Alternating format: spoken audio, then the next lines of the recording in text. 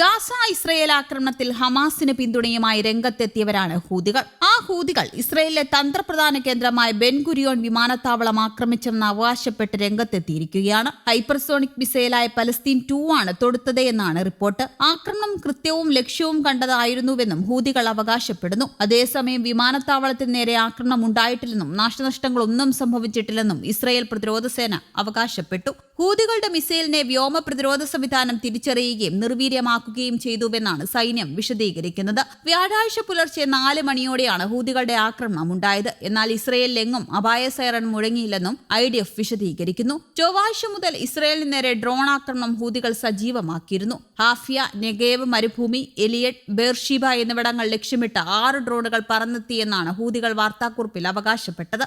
എല്ലാ ആക്രമണവും ലക്ഷ്യം നിർവഹിച്ചുവെന്നും കുറിപ്പിൽ പറയുന്നു. എന്നാൽ ഹൂതികളുടേത് വ്യാജവാദമാണെന്നും എലിയട്ട് ലക്ഷ്യമിട്ടെത്തിയ ഡ്രോൺ തീരത്ത് വെച്ച് സൈന്യം വെടിവെച്ചിട്ടെന്നും മറ്റ് 5 ഡ്രോണുകളും ഇസ്രയേലിന്റെ അതിർത്തി എത്തുന്നതിന് മുൻപ് തന്നെ സ്വയം തകർന്നു വീണെന്നും IDF അവകാശപ്പെട്ടിരുന്നു. ഇറാന്റെ ഗണ്യമായ സാങ്കേതിക സഹായത്തോടെ യമനിലെ അൻസാർ അല്ലാഹ് പ്രസ്ഥാനം വികസിപ്പിച്ചെടുത്ത 2 ഘട്ടങ്ങളുള്ള ഖര ഇന്ധന ഹൈപ്പർസോണിക് ബാലിസ്റ്റിക് മിസൈലാണ് പലസ്തീൻ 2. രൂപകൽപ്പനയനുസരിച്ച് ഇറാനിയൻ നിർമ്മിത ഫത്തേ 110 മിസൈലിനെ അടിസ്ഥാനമാക്കിയുള്ളതാണ് ഇത്. ഒരു ഹ്രസ്വദൂര ബാലിസ്റ്റിക് മിസൈലാണ്. അതിന്റെ പരിധി, വേഗത, കുസൃതി എന്നിവ വർദ്ധിപ്പിക്കുന്നതിന് ഗണ്യമായ പരിഷ്കാരങ്ങൾ വരുത്തിയിട്ടുമുണ്ട്. ഫത്തേ 110ന്റെ കൂടുതൽ നൂതനമായ ഒരു വകഭേദമായാണ് പലസ്തീൻ 2 വികസിപ്പിച്ചെടുത്തിരിക്കുന്നത്. അതിന്റെ മാർഗനിർദ്ദേശ സംവിധാനങ്ങൾ, പ്രൊപ്പൻഷൻ എന്നിവ മെച്ചപ്പെടുത്തലുകൾ ഇതിൽ ഉൾപ്പെടുത്തിയിട്ടുമുണ്ട്. ഇത് മാക് 16 വേഗത കൈവരിക്കാനുള്ള കഴിവുള്ള ഒരു ഹൈപ്പർസോണിക് മിസൈലാക്കി മാറ്റുന്നു. ഇസ്രയേലി സൗദി പ്രദേശങ്ങളെ പ്രധാന ശത്രു ലക്ഷ്യങ്ങളെ ആക്രമിക്കാനുള്ള കഴിവ് വർദ്ധിപ്പിക്കുന്ന ഒന്നാണ് ഇത്. യമന്റെ വലിയ മിസൈൽ പദ്ധതിയുടെ ഭാഗമായാണ് ഈ മിസൈൽ വികസിപ്പിച്ചെടുത്തത്. ഇറാന്റെ പിന്തുണയുള്ള യമന്റെ മിസൈൽ പദ്ധതി മിസൈൽ സാങ്കേതിക വിദ്യയിൽ, പ്രത്യേകിച്ച് കര ഇന്ധന പ്രൊപ്പൻഷൻ സംവിധാനങ്ങളുടെയും നൂതന മാർഗനിർദ്ദേശങ്ങളുടെയും കാര്യത്തിൽ ഗണ്യമായ വൈദഗ്ധ്യം നൽകിയിട്ടുണ്ട്. 2020കളുടെ തുടക്കത്തിൽ പലസ്തീൻ 2വിന്റെ വികസനം ആരംഭിച്ചു.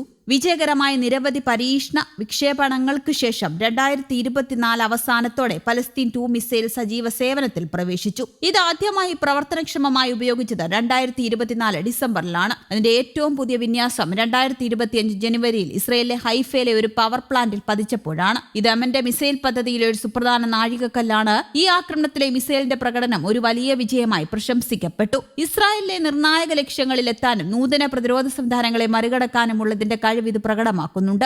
അതിനിടെ ഇറാനിൽ നിന്ന് ഹൂതികൾക്കായി എത്തിച്ച 750 ടൺ ആയുധങ്ങൾ പിടിച്ചെടുത്തതായി യമൻ സൈന്യം അവകാശപ്പെട്ടു. രാസായുധങ്ങൾ ഉൾപ്പെടെ ഇക്കൂട്ടത്തിലുണ്ടെന്നാണ് റിപ്പോർട്ട്. റവല്യൂഷണറി ഗാർഡ് ക്രോപ്സും ഹിസ്ബുള്ളയുമാണ് ആയുധക്കടത്തിന് നേതൃത്വം നൽകിയതെന്നും ആഫ്രിക്കയിൽ നിന്നും ഏഷ്യയിൽ നിന്നുമുള്ള കപ്പൽചാലുകളാണ് ഹൂതികൾ ഇതിനായി ഉപയോഗിച്ചു വന്നതെന്നും സൈന്യം പറയുന്നു. ജനറേറ്ററുകൾ, ഇലക്ട്രിക്കൽ ട്രാൻസ്ഫോമറുകൾ, എയർ പമ്പുകൾ തുടങ്ങിയവയാണ് പിടിച്ചെടുത്തവയിലുള്ള മറ്റു വസ്തുക്കളെന്നും യമൻ സൈന്യം അവകാശപ്പെടുന്നു. ജനുവരിയിൽ ഇസ്രയേലും ഹമാസും തമ്മിൽ വെടിനിർത്തൽ കരാർ നിലവിൽ വന്ന സമയത്ത് ഹൂതികൾ ചെങ്കടലിൽ ആക്രമണം അവസാനിപ്പിച്ചിരുന്നു. ഈ സമയത്ത് ഇസ്രയേലിന് നേരെ 40-ലധികം ബാലിസ്റ്റിക് മിസൈലുകളും ഡസൻ കണക്കിന് ഡ്രോണുകളും ക്രൂയിസ് മിസൈലുകളുമാണ് ഹൂതികൾ പ്രയോഗിച്ചത്.